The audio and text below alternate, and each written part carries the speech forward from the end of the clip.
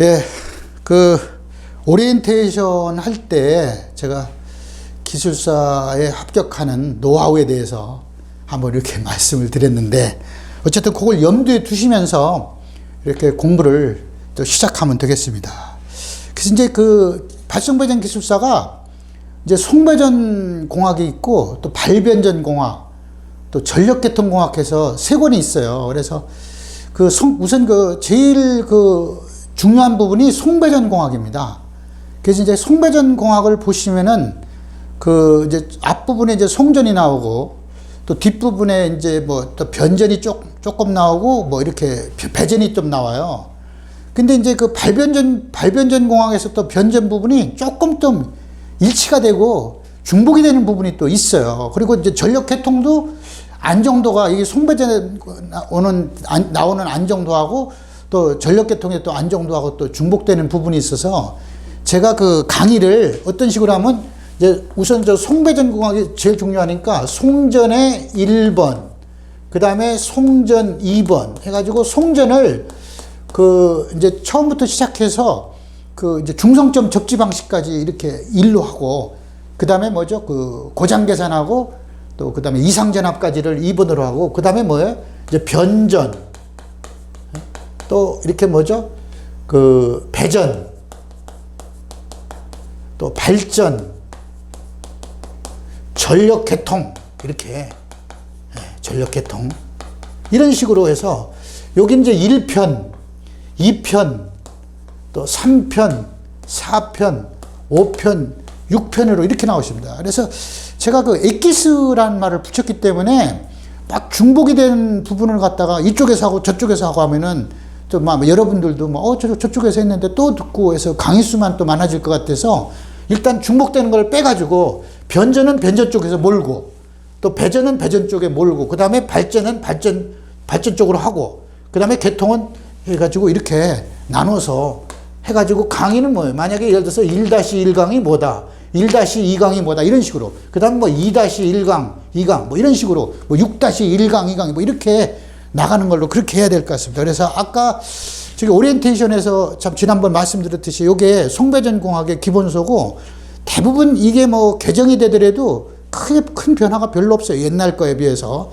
그래서 요거를 우리가 기본서로 해가지고 여러분들하고 이제 공부를 하는데, 만약에 요 책에서도 안 나온 사항을 제가 이렇게 또 설명을 하고 또 이렇게 필요하면은 첨부 자료로 이렇게 유첨을 하는 걸로 제가 그렇게 하겠습니다. 그래서 요 책에 있는 내용은 제가 유첨을 안 하고 또 요약을 해줄 필요가 별로 없어요.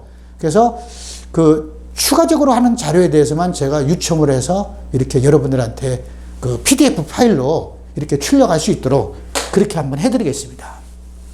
자, 그래서 이제 송전에 이제 처음에 이제 송전을 이제 여러분들한테 말씀을 드리는데, 우선 여기서 여러분들이 혼자서 그냥 이렇게 쭉 읽어봐도 돼야 되는 그런 부분은 제가 그냥 별도로 이렇게 강의를 안 하고, 좀 이렇게 아주 조금 핵심 부분만 이렇게 골라서 여러분들한테 말씀을 드리고 하는데, 어쨌든 발송배전 기술사를 합격한 친구가 이제 합격 소감을 얘기할 때 보니까 이 송배전공학은 7번, 8번 봤다 그러잖아요. 그래서 그걸 참고하시고 이렇게 하면 되겠습니다.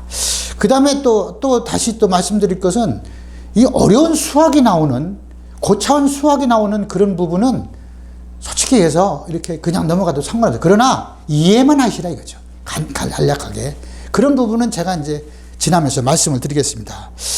자, 우선은 이제 송전하면은 발전소에서 발전된 우리가 전력을, 요즘에는 뭐예요? 이게 원자력 발전기 1기당 100만 킬로 이렇게 되잖아요. 100만 킬로와트 이렇게 되는데, 어쨌든 그것도 1기도 아니고 몇 기가 이렇게 또 이렇게 같이 이렇게 붙어 있기 때문에, 어쨌든 그런 발전된 전력은 대부분 보면 전압은 11,000에서 22,000V 이 사이거든요. 발전 전압이. 그래서 그거를 우리가 이제 승합을 해서 이제 쭉 우리가 수용막까지 이렇게 오게 되는데, 결국은 오게 되는데, 우리가 승합은 이제 이 3, 4, 5 했다가 이제 7, 6, 5까지 이렇게 올라갔어요. 이렇게 올라갔는데, 어쨌든 이제 그런 부분에 여러 가지 이제 또 송전에 대해서 공부하는데, 우선은 이제 맨 처음에 해야 될 게 우리가 이제 그 직류 송전 방식하고 교류 송전 방식에 대해서 조금 좀 공부를 좀 하셔야 될 것 같아요. 자, 무슨 얘기냐? 아마 그 지금으로부터 약 100여 년 전에 우리가 뭐죠? 그 니콜라 테슬라하고 또 우리가 토마스 에디슨하고 둘이 이렇게 기술적으로 논쟁이 벌어졌어요. 그래서 에디슨은 야, 우리 전력은 전송하는 걸 우리가 직류로 해야 된다. 이렇게 된 거예요. 그런데 이제 또 우리가 니콜라 테슬라는 여러분들 잘 아시다시피 우리 테슬라 자동차도 있고 그렇지. 테슬라 있죠? 그래서 그 테슬라가 우리가 자기의 기호잖아요. 그죠? 자기의. 테슬라, 가우스. 이런 게 우리가 그 자속 밀도 또 자기의 어떤 단위가 되는데 이 니콜라 테슬라는 사람이 교류를 주장했어요. 왜냐? 교류가 그때만 해도 뭐죠? 변압기를 통해서 이 승합 강압이 또 편리하잖아요. 그리고 송전 손실을 또 줄이기 위해서는 또 승합을 해야 되고 또 쓰는 데에서는 또 다시 강압을 해야 되니까 이 교류가 편리하게 돼서 우리가 교류를 지금까지 써왔는데 근데 또 지금에 와서는 뭐죠? 우리가 고전압 대전력 송전하고 그 다음에 해저 케이블 이런 데서는 우리가 또 직류를 쓰잖아요. 그래서 우리가 해남에서 또 제주까지 또 진도에서 제주까지 지금 직류로 지금 그 케이블이 제주도까지 이렇게 그 두 군데에서 또 연결을 해놨어요.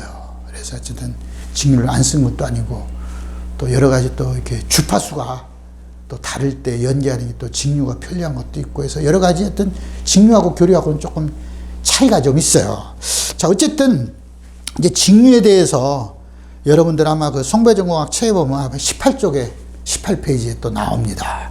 그래서 그 직류가 교류 방식에 비해서 또 유리한 점이 뭐냐, 또 교류가 또 유리한 점이 뭐냐 해가지고 나오는데 교류 방식의 장점은 조금 전에 얘기했듯이 전압의 뭐죠? 승합, 강압. 그죠? 전압을 올리고 내리는 거는 변압기로 하잖아요? 그런 편리한 게 있고. 또 그 다음에 뭐죠? 우리가 대부분 이렇게 전동기를, 부하가 전동기잖아요. 그러니까 회전 자계를 쉽게 얻을 수 있다는 얘기죠. 그러니까 우리가 전동기는 이 고정자에 이 삼상 교류가 들어가면은 또 단상이 들어가도 마찬가지겠죠. 그죠? 회전 자계가 생겨서 로타, 회전자가 이렇게 속도로 이렇게 동기 속도로 이렇게 따라 돌고 또 그거보다도 조금 슬린 만큼 늦게 이렇게 회전하게 되는 거죠. 이렇게 해서. 근데 회전하는 속도가 뭐죠? 우리가 이렇게 했을 때 P분의 120F라고 그랬잖아요. 그죠? P분의 120F. 이 속도로 우리가 돈을 오고. 그 다음에 발전된, 제가 뭐 전기 수학에서도 상세하게 이거 사인 그래프도 얘기했지만은 또 발전기도 이렇게 60사이클로 또 회전하잖아요. 그러니까 60사이클은 뭐예요? 발전기가 1초에 60번 돌아간다는, 회전한다는 얘기잖아요. 사이클이 되면은. 그 발전기는 1초에 60번 돌아가요. 근데 여기는 뭐죠? 우리가 4극짜리 같으면 4분의 120 곱하기 60이니까 1800rpm이거든요. 1800rpm. 그러니까 1분의 1800rpm이 전동기가 돌아간다는 얘기예요. 그러면 이거는 뭐죠? 1분이니까 우리 60으로 나눠주면은 초가 나오잖아요. 그러니까 30rps가 되잖아요. 1초에 30번 돌아간다는 얘기예요. 그러니까 사극짜리 모터 같으면 1초에 30번 돌아가는 거고, 또 우리가 발전기가 60사이클을 하려면 뭐 1초에 60번 돌아간다는 얘기 아닙니까? 네. 어마어마한 거죠, 그죠? 우리가 제자리에서 한 바퀴 도는데, 저기, 한 바퀴 도는데 몇 초 걸리겠습니까? 그죠? 그러니까 그 제작할 때 우리가 이제 이 축, 또 베어링, 이런 게 굉장히 중요하잖아요. 그만큼 돌아가니까. 예. 회전자계. 또 우리가 대부분 또 교류가 우리 전등이나 뭐 전동 교류가 대부분 부하니까 또 이렇게 또 이 교류가 편리한 점이 많다 해가지고 이제 교류 방식이 장점이 있지만은 대전력 우리가 장거리 송전이나 케이블 송전에서는 또 직류가 유리한 점도 있는데, 직류의 장점은요, 우리가 뭐죠? 교류에 대해서, 이게 교류라면은, 이 시료치료 따지면은 뭐예요? 여기 뭐죠? 여기 루트 2분의 1로 줄어들잖아요. 그죠? 그러니까 교류 같으면은 이거만큼을 절연해야 되고, 직류는 뭐죠? 요거만큼만 절연해야 되니까 그만큼 절연 계급을 또 직류는 낮출 수 있다는 것도 있을 수 있겠고요. 그죠? 그러다 보니까 뭐 여러 가지 뭐 철탑이라든지 또 뭐 이렇게 좀 소형화가 되는 거 아니에요? 그죠? 건설비도 좀 싸질 거고 뭐 이럴 거예요. 또 뭐 이렇게 또 송전 효율도 좋아진다 이렇게 되겠죠. 그죠? 우리가 직류라는 것은 뭐야? 교류는 뭐 무효전력이 있잖아요. 그죠? 그래서 무효전력도 제가 전기수학에서 자세하게 설명했어요. 그래서 또 표피 효과도 있고, 왜냐하면 주파수가 높아지면은 바깥쪽으로 흐르려고 그러잖아요. 전류가. 이것도 이제 이따가 또 다음에 또 설명을 드리겠지만은, 이래서 송전 선실이 커지는데, 직류는 또 이렇게 무효전력이 이렇게 없기 때문에 역률이 항상 1이다 하는 그런 장점도 있어요. 그래서 손실도 좀 적어지고 효율도 좋아지고 뭐 이렇다는 얘기죠. 안정도 문제에서도 안정도는 뭐예요? 이제 또 나중에 또 나오지만은 뭐죠? 안정도는 X분의 P는 우리가 뭐죠? ES, EFER 뭐 사인 세타 하는데, 이런 X라는 리액턴스를 고려할 필요가 없어요. 이렇게 그 직류에서는.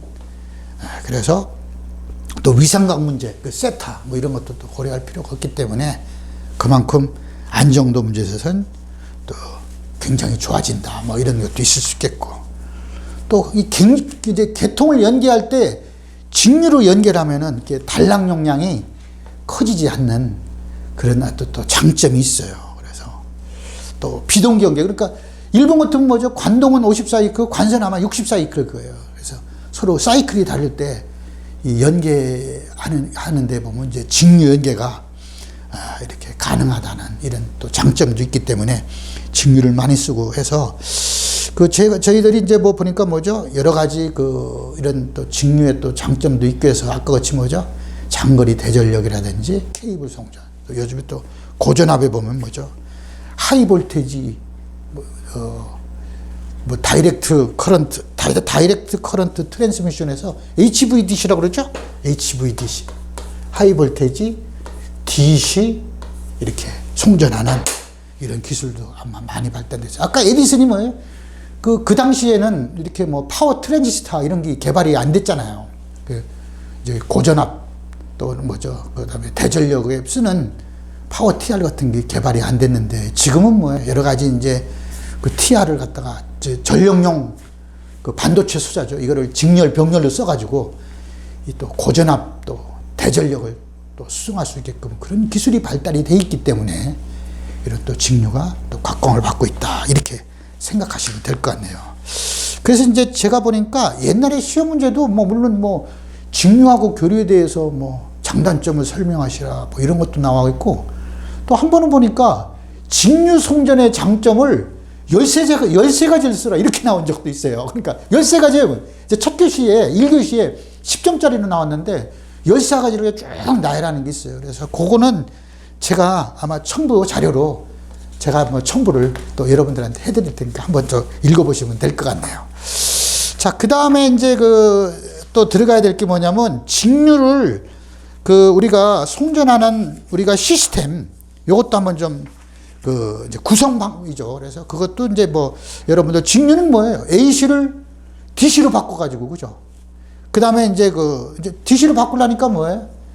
뭐 정류기가 들어가겠죠. 그죠? 그래서 그거를 이제 또 원활하게 이렇게 평활하게 하기 위해서 뭐죠?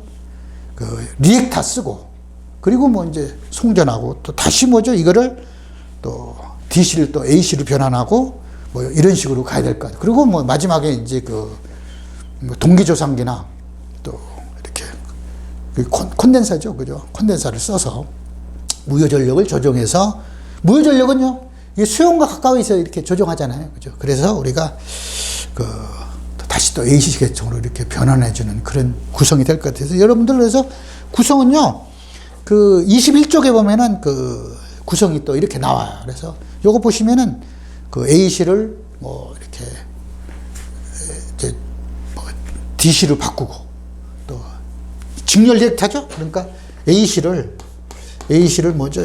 AC를 이렇게 해서 뭐 필요하면 이제 변압기를 써갖고 전압을 조정하겠죠. 그 다음에 여기 정류기를 써가지고 이렇게 가서, 그 다음에 여기에 직렬 리액터는 평활용입니다.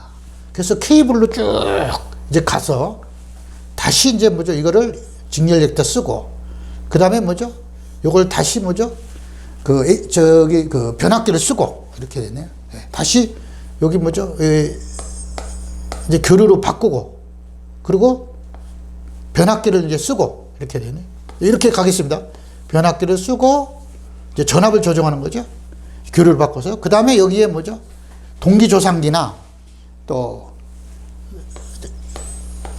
로테이팅 콘덴서라고 해서 동기조상기라고 그러죠. 로테이팅 콘덴서라고 해서. 그러니까 그 동기 전동기를 그 무부하로 해가지고 이렇게 이제 그 무효 전력을 조정하는 거라든지 우리가 콘덴서를 써서 조정을 해서 이게 이제 최종적으로 AC 계통으로 이렇게 다시 만들어져서 이제 수용가에 쓰게끔 하는 게 이게 전력 계통, 직류 송전 계통의 구성이에요. 그런데 만약에 이제 직류 송전 계통의 구성이라고 뭐 이렇게 하면은 항상 있잖아요. 우리가 이렇게 그림 같은 거 그릴 때는요, 이해할 수 있는 게 그림인데 자세하게 뭐 자대고 뭐 이렇게 그릴 필요는 없어요. 항상 보면은 그렇게 또 생각하시면 될 것 같고.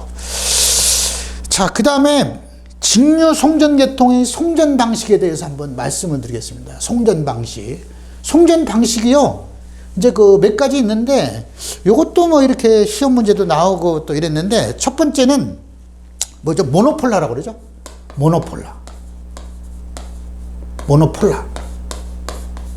모노폴라라는 것은 뭐죠? 우리 여기서 보면은, 책에서 보면 아마 단극이라고 그래요. 단극이죠, 단극. 모노폴라니까. 단극이라고 그래요. 그래서 이 단극은 이렇게 여러분들 책에서도 이렇게 나오지만은 여기 그 22쪽에 보면 아마 나올 것 같아요. 그죠? 여기에 순변환 변전소가 있고, 이렇게 순변환하고, 그 다음에 여기 있죠? 이렇게 하고, 그 다음에 여기 쭉 이제 그 직류 송전선로가 있고, 다시 뭐 이렇게 역변환 해가지고 이렇게 되는 거죠. 그러니까 이 전류가 이렇게 흐르겠네요. 그죠? 직류가. 그러니까 여러분들 보시다시피 이거는요, 이 대지로 흐르겠죠. 그죠? 근데 뭐 만약에 예를 들어서 그저 뭐 그 바다 같으면은 해수, 바닷물 쪽으로 이렇게 흐르잖아요. 기로가. 그리고 한 가닥뿐이 없어요. 그 장점은 뭐예요? 이 한 가닥뿐이 없기 때문에 아주 그 이렇게 건설비나 이런 거에 대해서는 그 아주 장점이라고 볼 수 있는데, 만약에 여기에 뭐예요? 여기에 무슨 다른 어떤 이렇게 전기적인 어떤 전자기적인 영향을 받는 게 있다면은 거기 문제가 되겠죠. 예를 들어서 그래서 우리가 뭐죠? 그 자기 나침판이라고 그러죠? 나침판 같은 거. 이런 데는 뭐예요? 나침판이 뭐 이렇게 방향을 잘못 가리킬 수도 있는 거고. 그죠? 그 다음에 다른 거에 뭐죠? 땅으로 또 흐른다 그러면은 이렇게 땅 속에 매설한 게 전기적인 부식이라든지 이런 게 생길 수가 있겠죠. 그래서 그런 단점도 또 있어요. 그래가지고 이제 요걸 갖다가 개선한 게 뭐냐면은, 그 보시면은 여기에다가 이렇게 뭐예요? 이렇게 연결해 놨죠? 이렇게 연결해 놨어요. 이렇게 연결을 해 놓은 게 이제 뭐죠? 돌아오는 귀로를 만들어 준 거예요. 그래서 이게 뭐냐면 단극 1회선의 도체 귀로고, 아까는 뭐죠? 대지나 뭐 해수로 귀로하는 그런 방식이죠. 같은 모노폴라예요. 그럼 이거는 뭐죠? 뭐 부식이나 뭐 그런 영향이 없겠죠. 그죠? 그러니까 이게 모노폴라, 이렇게. 그 다음에 이제 두 번째가 뭐냐면 그 바이폴라라는 게 있어요. 바이폴라. 그 나중에 시험 문제 낼 때 맨날 이렇게 단극 1회선 뭐 이렇게 공부하다가 영어로 딱 나오니까 사람들 모르는 경우가 있어요. 그래서 요건 뭐죠? 쌍극이라고 그러죠? 쌍극이라고 그래요. 그래서 요것도 그림을 그리면요, 제가 이 그림을 너무 상세히 그리면 시간이 많이 걸리니까 책을 보시면 될 것 같고, 이렇게 돼 있죠. 그죠? 이렇게 돼 있어요.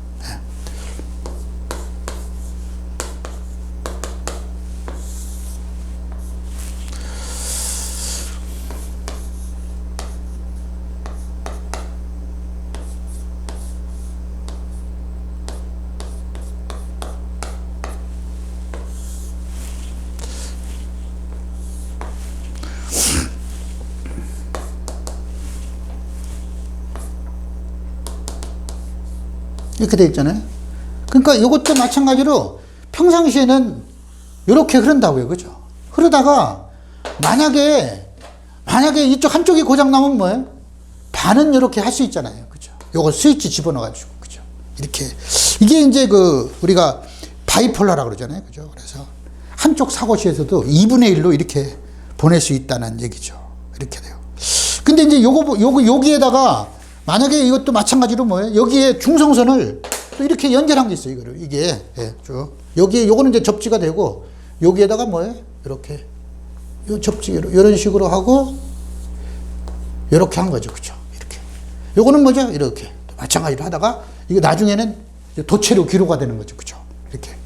그러니까 아까 같이 여기에 그 도체가 없이 쓰는 것은 2가닥이면 되는데, 요거는 뭐예요?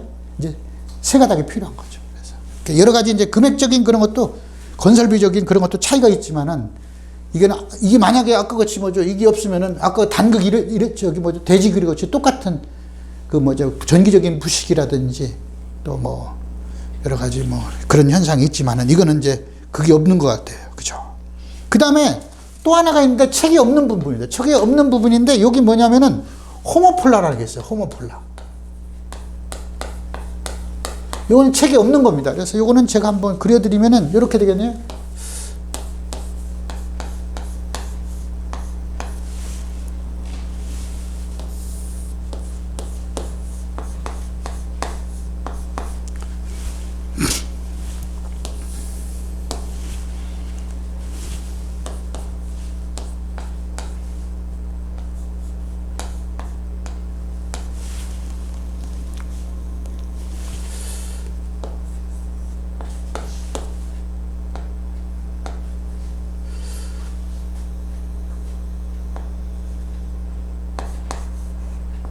이렇게 돼 있죠? 이렇게 돼 있어요.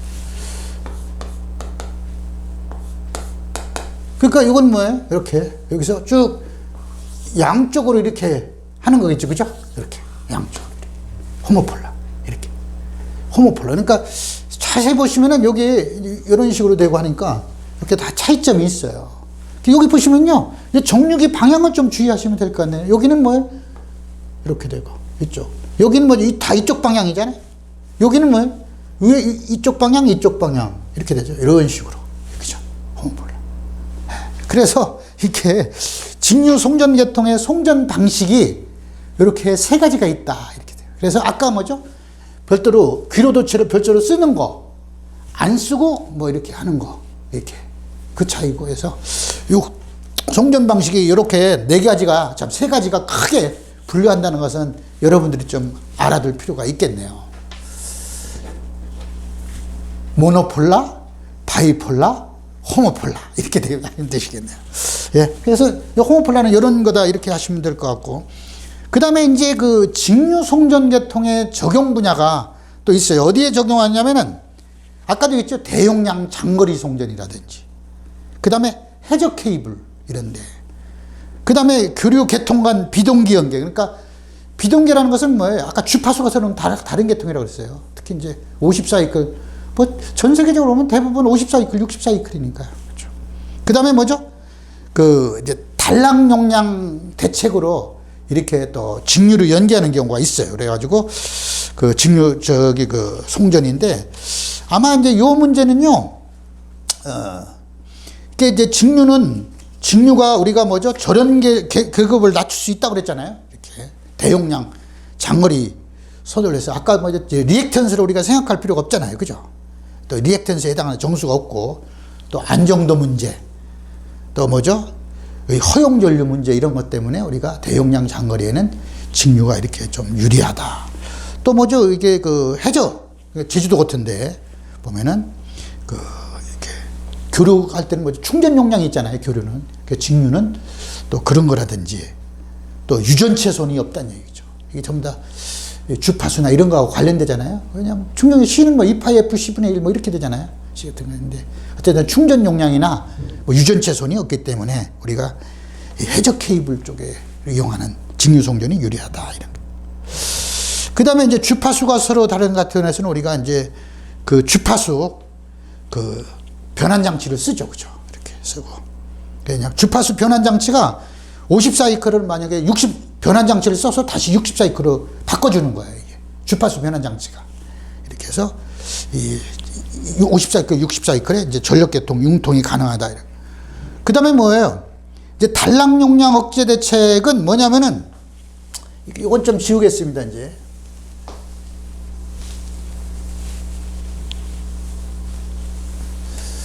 네. 지금 뭐 이제 A계통이 이제 이렇게 있어요. 이렇게 뭐 쭉 A계통이 이렇게 있다.